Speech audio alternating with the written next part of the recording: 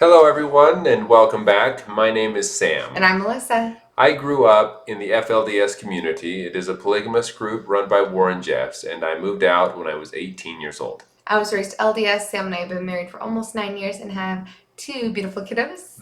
Yes, we do. And we are back responding to or reviewing the last episode, the third episode of Prisoner of the Prophet, Briell's story. Yeah, if you haven't seen our other two reaction videos, go watch those first because this kind of ties up her story, where she is now, Yeah. and gives a lot of insight into what it takes for a woman to leave, which is a lot.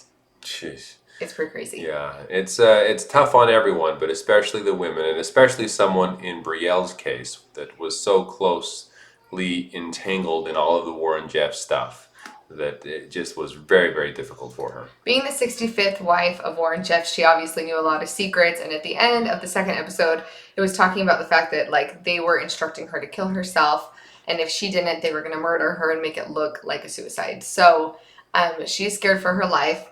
At this point, she's in South Dakota, and Warren Jeffs told her brother that he was her new caretaker and was sent to go live back in Short Creek.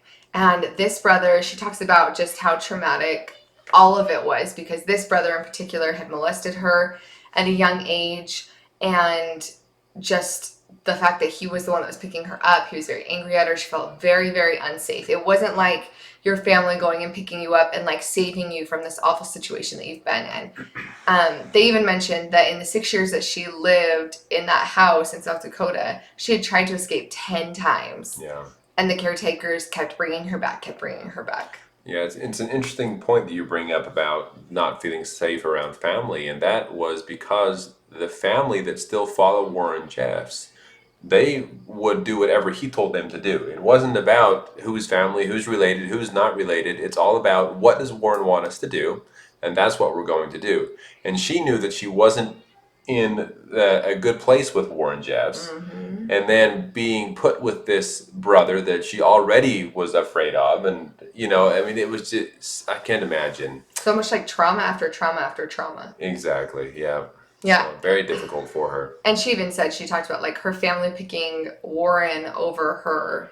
And she kind of felt like that had been that way her whole life. Even when she did have the incident where she was molested at 8, her mother blamed her. It's always been her fault, everything that's happened to her, and that all the trauma in her life is her fault, which when you hear all that, it is so sad and so heartbreaking, but it just is another example of how the women are blamed for everything. Yeah. Even in the Revelations, a woman's in charge of making sure that her husband doesn't falter, but if he does, you can't tell anyone, because then you'd be telling on your priesthood holder instead of lifting him up. And he's in charge of you, yes. Yeah, so it's no matter what they do, the women in this community are the scapegoats, and they're the ones who always get blamed for everything, basically. Yeah. And it's so frustrating. So sad to see what they have been put through, and then being blamed for things that they were forced to do, right? I mean, it just makes no sense, and it's very infuriating. Yeah, so she's back in Short Creek, and she gets put in a trailer to live in with her brother. And she had mentioned that her brother's wife was there as well, because her escape was, she said she was locked in a room. They had flipped the locks around so it locked from the outside instead of from the inside, and her brother had come in and put screws in the windows so the windows wouldn't open. And he left for work, and she found a pair of scissors, and she was working on the screws, and the first screw came out, the second one was really hard. She started banging on it, and she knew that her sister-in-law was going to hear, and she could hear her sister-in-law on the phone with her brother.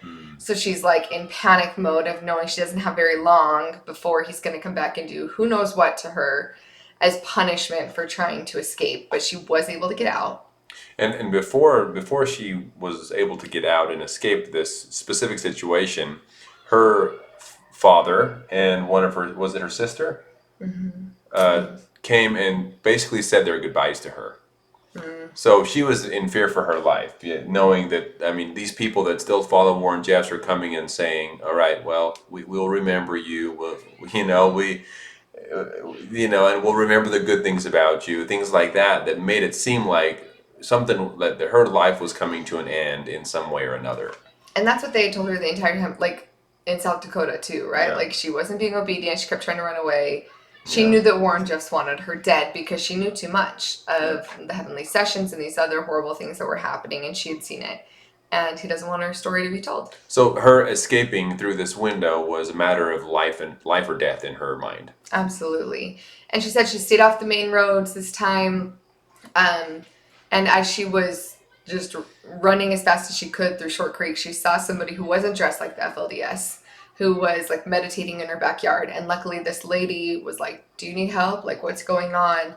And reached out to Kristen Decker with the Hope Foundation, which is a foundation that helps people who are trying to leave abuse in polygamous communities. So luckily, this lady living out there already knew who to call, and they took her and about 40 minutes away into a different city. But they said like the very next day, all the cops in Short Creek were looking for her. All the members were looking for her. Everybody was trying to find her. So she was being hunted basically. Oh, yeah. And they tried to cut her hair and get her normal clothes, but when Kristen Decker talks about it, she's like, yeah, we had to like make sure as we're walking around, we're like avoiding the chance of seeing anybody else that was FLDS in fear that they would recognize her and try to take her back or let people know where she was. So super, super scary.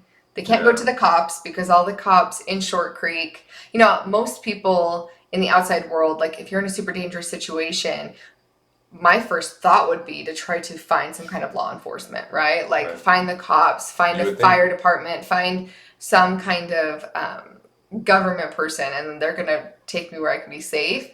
And so to think that she already knew she couldn't go to the cops because everyone in the police force... Not to the ones that were in Short Creek, at least, because they were all following Warren Jeffs as well and what he told them to do.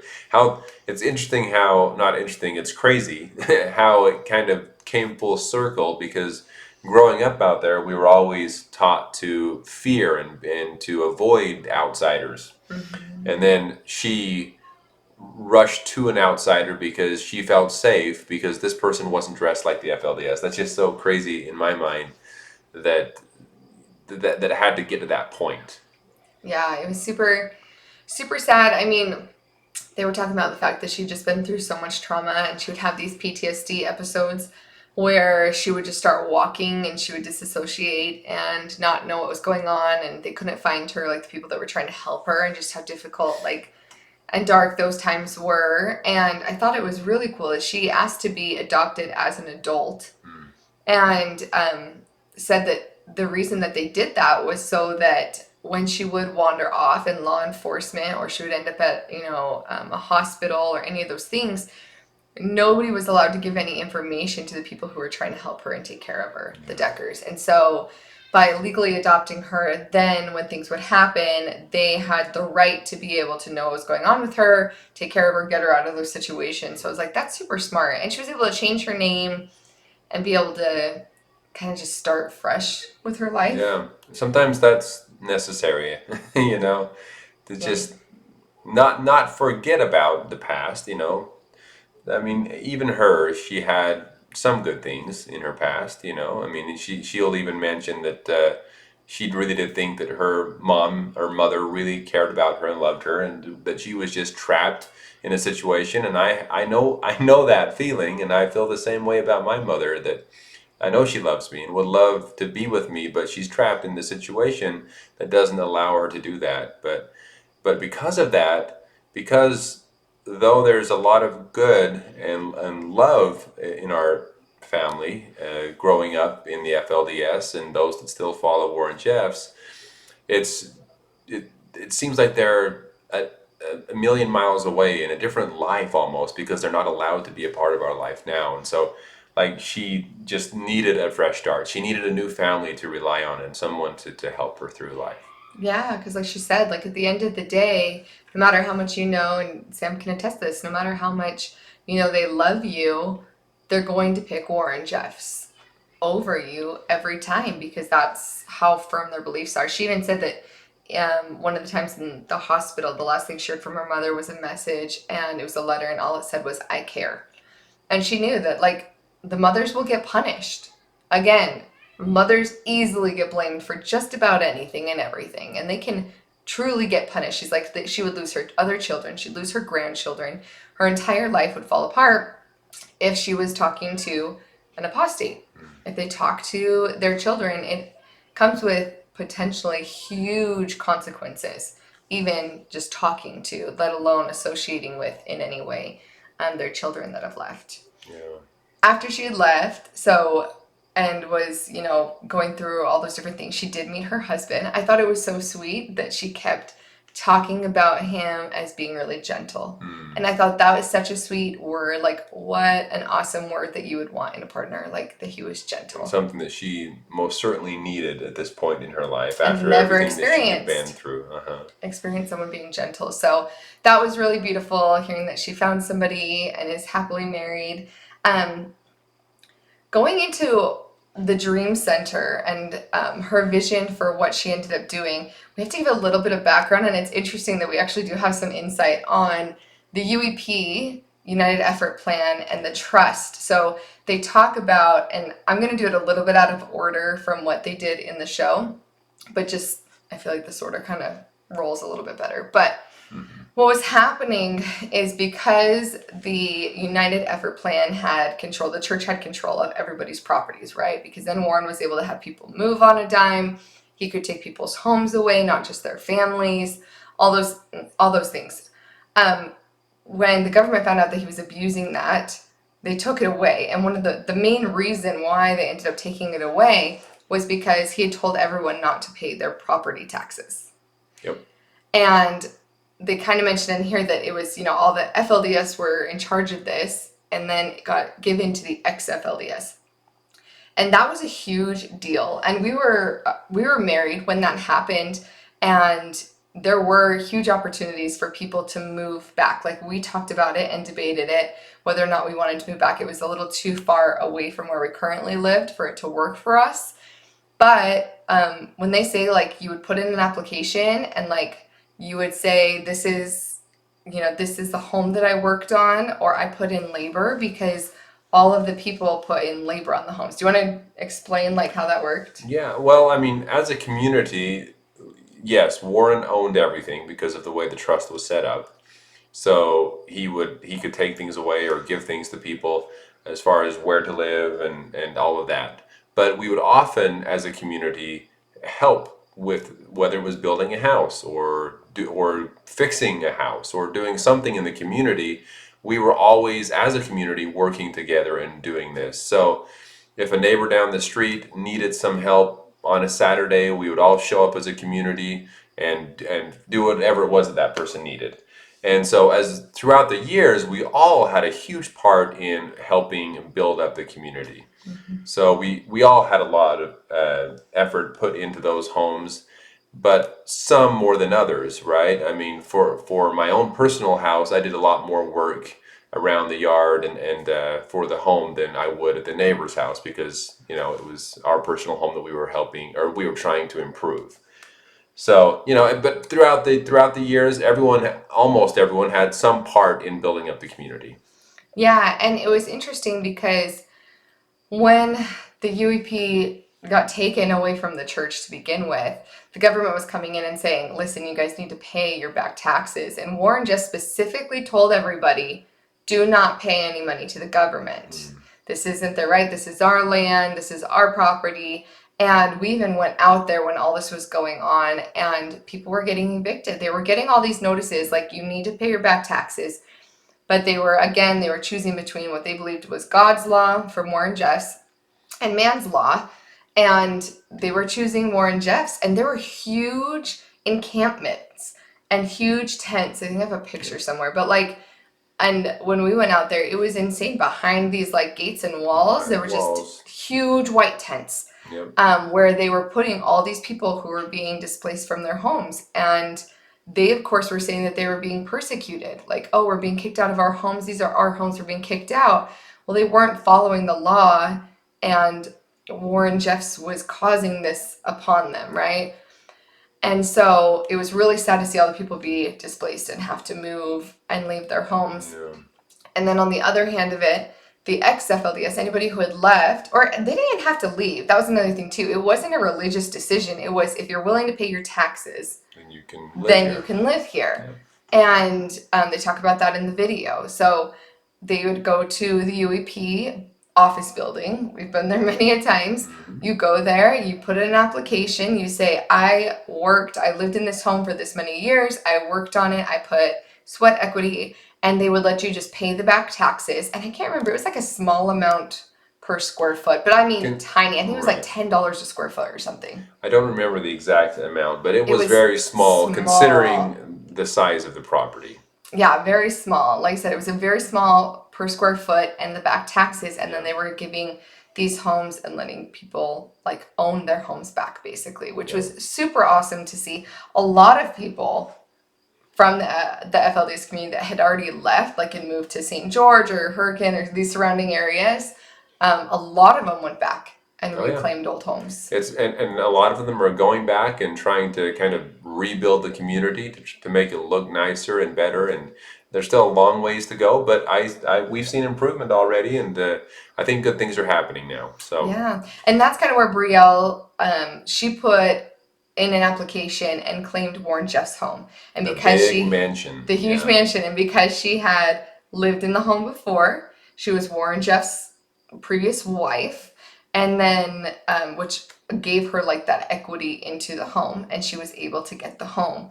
And I think it's really cool that she got to a point where, especially through all the trauma that she went through, Mrs. Decker was talking about the fact that she was like, is this a good idea for you to like get the home that has all this trauma attached to it? And she was like, I want to change it into a positive. And so she did. And she turned it into the Dream Center, which is still there today. Short Creek Dream Center. Helping lots of people, actually, that are going through these similar traumatic experiences. Yeah, they said that they help about 200 people that are in abusive situations every single year. Obviously, if you've ever been to Short Creek, or if you haven't, let me just describe. This is like a compound. Like when we say Warren Jeff's home, it is massive. He would have like what, 20 to 30 wives and all of those children in a time. Yeah, and now it's a lot more of an open concept. They've taken down parts of the wall and that type of thing. You can drive by and see it now. Yeah, you can see how huge it is. And I believe they give tours at some. I don't know exactly how that works, but I've heard of people that were able to go out there and tour it. Or volunteer. Or volunteer, yeah. But back in the day when Warren was living there, these walls were completely surrounding the entire Jeff's compound. And it was really tall walls, brick walls. You couldn't see through them. You had to get permission to get in through the gate, and there were security cameras. It was very much like a prison. Yeah, and it's almost like a whole block, isn't it? Oh, from one street to the other? It's at least a block. Yes, it's at least one block. And there's like multiple buildings, so that even just the main building is massive on its own. And then there's like another separate building behind it as well. So it's just massive. If you ever go to Short Creek, drive by it. Now you can see it more openly. It's one on the chimney that says pray and obey, so you really can't miss it. But very, very cool that she created this Dream Center to really be able to give back to the community. And she had talked about before, and it's very, very common, that it's so much harder for women to leave because they have no resources, right? And a lot of them don't have any skills either. Like when Sam left, he had no money, but he was good at construction and could go get a job right away, right? But these women don't even have that most of the time. And when she left, she said she didn't even have her ID. They'd taken everything away from her. Right. And she was like, I just want to give a place where people can leave and they can have somewhere to go. And really cool. And have people there that know what they're going through to help them through the process and know which steps to take and all of that. So it's I haven't specifically personally talked with Brielle. Maybe now is the time that we reach out. But we do want to learn more about this place. But the Dream Center, based on what we've heard, heard lots of good things. Does seem like a very great organization for helping people that need it. And it's nice that it's so local to the community. It's right there in the heart of the community too. So really awesome. But that really kind of wraps up her story. That's what she's doing now, helping people that are in the same situation that she was in. Yeah, and there was a lot more in this episode, which if you just watched it, you will know, that talked about Warren and him going to prison and all of that stuff. But we've talked about that before, and So many it's times. in every other documentary. So we wanted to focus on Brielle and her story specifically. Yeah, and just the hope that she gives. Yes. I feel like, she said that at the end, that she hopes that her story just gives hope to people, and I feel like it totally does. Just the fact that you can overcome all of that, something so traumatic, and still make such a positive difference in the world is just super beautiful. So yes, so that sums it up. if you want to hear more about what it was like for Sam to grow up in polygamy, please like and subscribe, and we'll talk to y'all soon. Thank you all. We'll talk to you soon.